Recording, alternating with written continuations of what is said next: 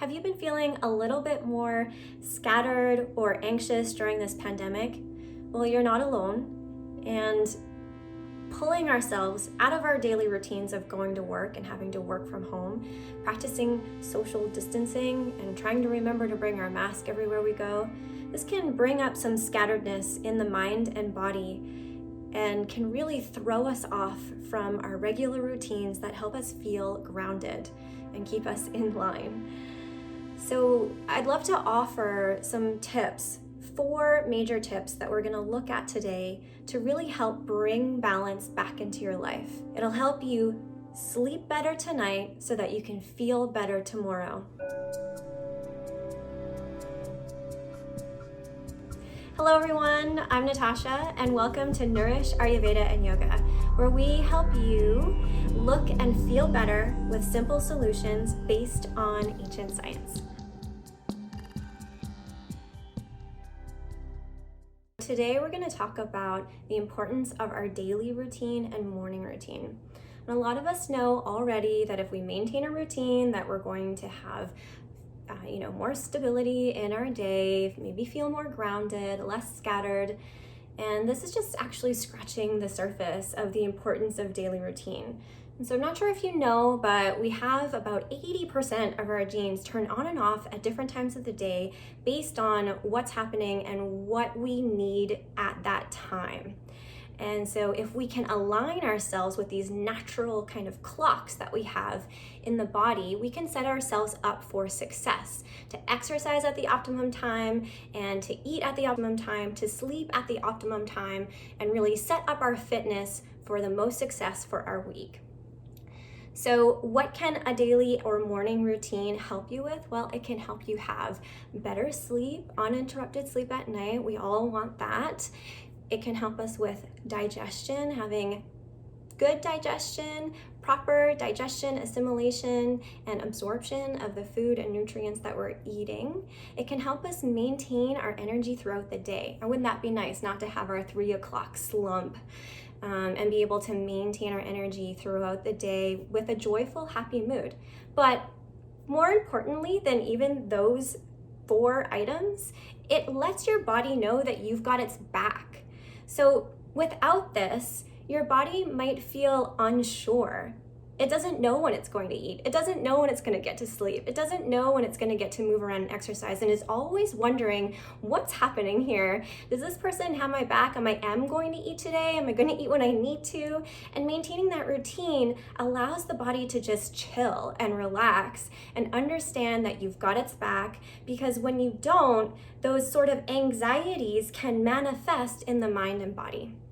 So we're going to talk about 4 ways that you can implement today to set yourself up for success with your daily or morning routine and the importance of these 4 items. First one I want to talk about is our food. So when we eat and what we eat. Now, this is a big topic. So coming back to the genes turning on and off at different times of the day, between 10 a.m. and 2 p.m. is when our digestion is the strongest. So you want to have the most food in the middle of the day. The things that are most difficult to digest, or the things that take more time, your proteins, your carbohydrates, those happen in the middle of the day. In order for us to not have that 3 o'clock slump, at 2 o'clock, around 2 o'clock, our nervous system turns on and it says, hey, I want as much of that blood glucose as I can have, and I want it now. And if you had a simple salad or something light for lunch, then you're gonna feel drained and you're gonna reach for that sugary snack, the coffee, etc. So to set yourself up for success, you wanna make sure that you have a solid, really great lunch in the middle of the day when your digestion is the strongest. I know that sounds a little bit strange because we have big dinners, but the reality is that when we have a big dinner, we're not really having that time to digest, especially if it's past 6 o'clock. We'll want to have our light dinner at around 5 p.m. or 6 p.m. and a really light breakfast early in the day. So the time to eat in the day, if you want to really set yourself up for success, you want to eat the most in the middle of the day and have a light breakfast and a light dinner. The next thing I want to talk about is sleep.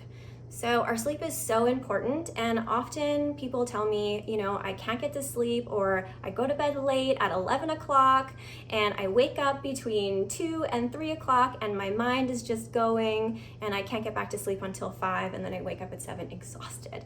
So this is actually a common thing that can happen to folks, and one of the best ways to kind of get yourself out of that cycle, it's tough, but to wake up at the same time every day, regardless if it's the weekend or the weekday, if you can start to wake up, let's say it's 7 a.m. every day, same time every day, and you don't take any naps during the day, you're eventually going to let your body know that it's tired and it's time to have that bedtime routine, towards 9, 10 p.m. You're gonna start to get actually tired at the right time because you're waking up consistently at the same time, not allowing yourself to have naps, trying not to have those stimulants, past noon if you can. So your coffees or your chocolate or even a ginger chai. Sometimes I had a ginger chai, not that long ago. I was like, I want a nice treat. I'm gonna, watch a movie before I go to bed, and I'm just gonna have like a really gingery chai.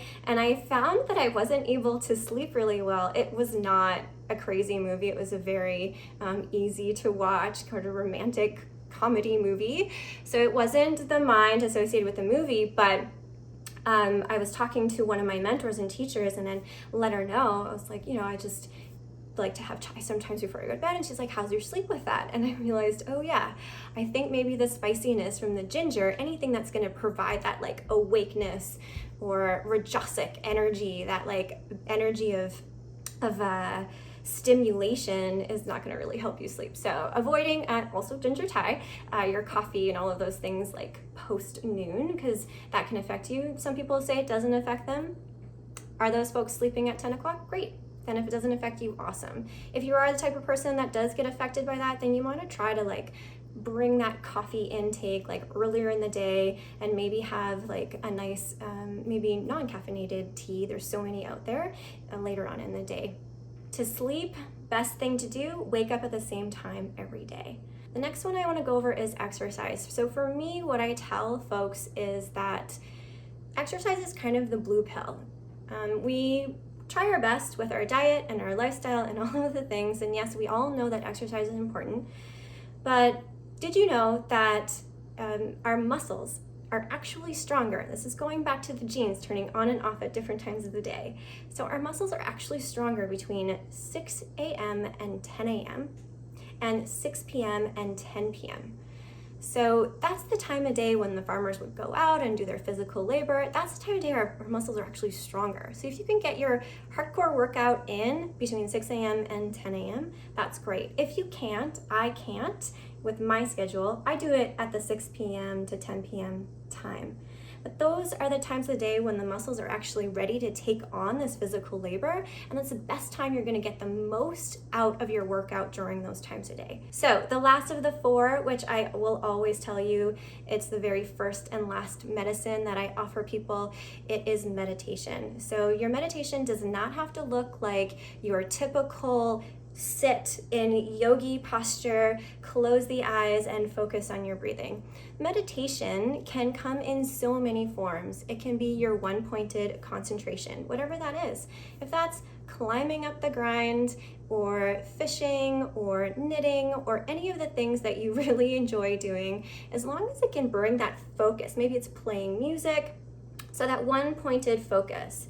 So if you do want to do some guided meditation, or if you do want to meditate on your breathing, or if you actually want to do a standard like sit yogi style meditation, just take some time in the morning. This is really going to set yourself up so well. You can do a gratitude practice if you don't have any time, or you can just take a few minutes to breathe. So we want to take a look at that. Often people say, I just don't have time to do all of these things. I don't have time to meditate. Well, if you can do it just a little bit every day, it doesn't have to, don't give yourself that barrier where you need to do it for 10 minutes. So just do it. And if it's 2 minutes and it's a gratitude practice, great. If it's 1 minute, if it's 5 minutes, if 10 minutes, if it's on Saturday and you've got more time and it's 20 minutes, awesome. It doesn't really matter. What matters is that you're doing it every day, because we're talking about daily morning routines. Those are the 4 major things that will help you set yourself up for success for a great day. So just to recap again, you're gonna do your meditation or gratitude practice. You're gonna have a light breakfast, maybe some baked fruit. You're gonna do your hardcore exercise, and then you are going to have your biggest meal in the middle of the day. And you're going to start to have a nice bedtime routine by waking up at the same time every day. Thank you so much for watching, and I hope that you found this video helpful. If you want to learn more, please visit us at nourishyoufirst.ca.